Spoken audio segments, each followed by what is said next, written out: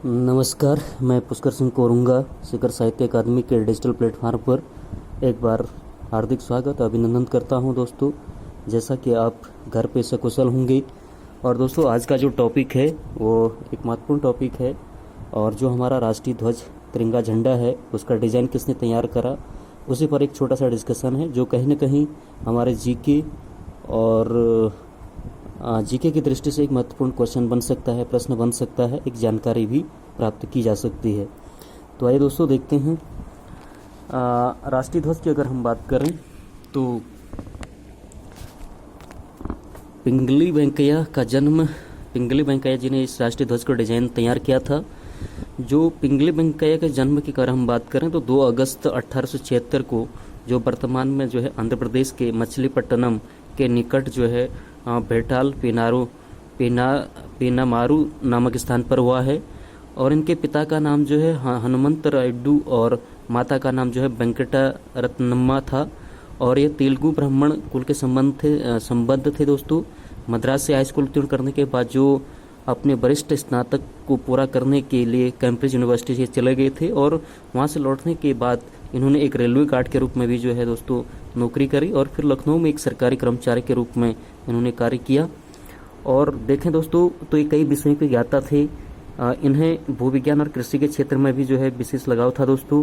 वह हीरे की खदानों के भी विशेषज्ञ माने जाते हैं। ब्रिटिश अगर देखें दोस्तों तो पिंगली ने ब्रिटिश भारतीय सेना में भी सेवा की थी। और दक्षिण अफ्रीका में जो है दोस्तों एंग्लो बोअर युद्ध में भी इन्होंने जो है भाग लिया था। और कहीं ना कहीं एक गांधी जी की विचारधारा से काफ़ी प्रभावित थे। देखा जाए दोस्तों तो 1906 ईस्वी में से 1911 तक पिंगली जो हैं दोस्तों मुख्य रूप से कपास की फसल, विभिन्न किस्मों की तुलनात्मक अध्ययन में भी व्यस्त रहे। और इन्होंने काफ़ी कार्य करने के बाद जो है अपने हर क्षेत्र में इन्होंने कार्य किया। और इनकी मृत्यु की अगर हम बात देखें तो 4 जुलाई 1963 को हुई है। देखें अगर राष्ट्रीय ध्वज का इन्होंने किस प्रकार से निर्माण कराया, राष्ट्रीय ध्वज की रचना किस प्रकार से इन्होंने करी, तो देखा जाए दोस्तों तो काकीनाडा में आयोजित भारतीय राष्ट्रीय कांग्रेस के राष्ट्रीय अधिवेशन के दौरान वेंकैया ने भारत को खुद एक राष्ट्रीय ध्वज होने की आवश्यकता पर बल दिया। और यह विचार जो है दोस्तों गांधी जी की बहुत पसंद आया था। गांधी जी ने उन्हें जो है राष्ट्रीय ध्वज के प्रारूप तैयार करने का सुझाव भी दिया था दोस्तों। और पिंगली ने जो है 5 साल तक 30 विभिन्न देशों राष्ट्रीय ध्वजों पर शोध किया और अंत में तिरंगे के लिए सोचा। देखा जाए दोस्तों तो 1921 में विजयवाड़ा में आयोजित भारतीय राष्ट्रीय कांग्रेस के अधिवेशन में वेंकैया पिंगली महात्मा गांधी से मिले थे। और उन्हें अपने द्वारा डिजाइन लाल और हरे रंग से बनाया हुआ झंडा दिखाया दिया दोस्तों। उसके बाद ही देश में कांग्रेस पार्टी के सारे अधिवेशनों में 2 रंगों वाले झंडे का प्रयोग किया जाने लगा। लेकिन देखें दोस्तों उस समय इस झंडे को जो है कांग्रेस की ओर से आधिकारिक तौर पर स्वीकृति नहीं मिली थी। इसी बीच जो है जालंधर और हंसराज ने झंडे को चक्र चिन्ह बनाने का सुझाव दिया। और इस चक्र को प्रगति और आम आदमी के प्रतीक के रूप में माना गया। बाद में गांधी जी के सुझाव पर दोस्तों पिंगली वेंकैया ने शांति के प्रतीक सफ़ेद रंग को राष्ट्रीय ध्वज में शामिल किया। और 1931 में जो है कांग्रेस ने कराची के अखिल भारतीय सम्मेलन में केसरिया, सफ़ेद और हरे 3 रंगों से बने इस ध्वज को सर्वसम्मानित से स्वीकार किया। बाद में जो है दोस्तों राष्ट्रीय ध्वज में इस तिरंगे के बीच चरखे की जगह जो है अशोक चक्र ने ले ली थी। देखा जाए दोस्तों तो राष्ट्रीय ध्वज का जो महत्व है, किसी भी देश की पहचान उसके अद्वितीय ध्वज, प्रतीक और गान से होती है दोस्तों। झंडा एक प्रतीकात्मक अभिव्यक्ति है। और देखा जाए दोस्तों तो भारत का राष्ट्रीय ध्वज उसके मूल्यों और विचारों का प्रतिनिधित्व करता है। और शीर्ष पर जो है दोस्तों केसरिया रंग शक्ति और साहस का प्रतीक है। बीच में सफ़ेद रंग शांति और सच्चाई का प्रतिनिधित्व करता है। जबकि नीचे हरा रंग जो है उर्वरता, विकास और भूमि की शुद्धता का प्रतीक है। देखा जाए दोस्तों तो अशोक चक्र में 24 तिलियाँ हैं। इस बात के प्रतीक जो है गति ही जीवन है। और एक एक तिलियों की अगर हम बात करें तो जो पहली तिली है दोस्तों वह संयम यानी संयमित जीवन जीने की प्रेरणा देती है। दूसरी तिली की अगर हम बात करें तो आरोग्य, निरोगी जीवन जीने के लिए प्रेरित करती है। तीसरी तिली की अगर हम बात करें तो शांति यानी देश में शांति व्यवस्था कायम रखने की सलाह देती है। चौथी तिली की अगर हम बात करें तो त्याग यानी देश एवं समाज के लिए त्याग की भावना का विकास है।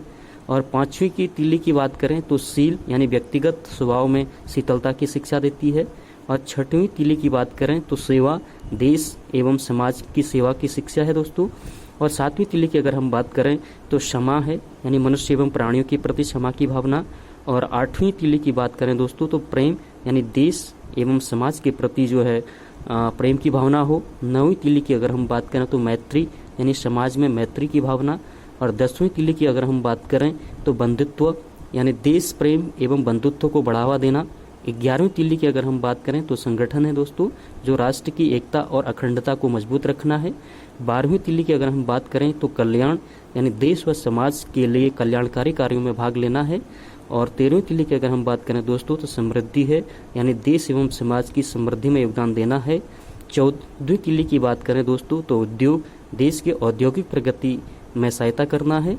और 15वीं तीली की अगर बात करें दोस्तों तो सुरक्षा, देश की सुरक्षा के लिए सदैव तैयार रहना है।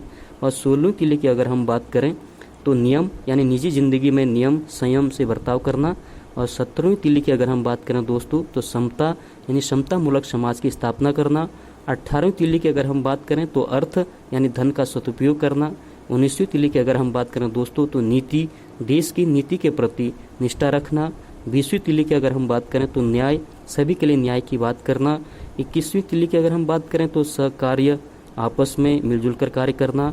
22वीं तीली की अगर हम बात करें तो कर्तव्य, अपने कर्तव्यों ईमानदारी से पालन करना।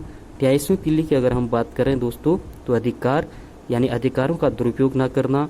और 24वीं तीली की अगर हम बात करें तो बुद्धिमत्ता, यानी देश की समृद्धि के लिए स्वयं को बौद्धिक विकास करना, बौद्धिक विकास करना। तो एक छोटा सा प्रयास था दोस्तों कि एक झंडे का क्या महत्व है, किसने इसको बनवाया था और किस प्रकार से इसका महत्व है। तो अगर ये आपको पसंद आता है वीडियो तो इसको लाइक शेयर करें और सब्सक्राइब करें। Thank you.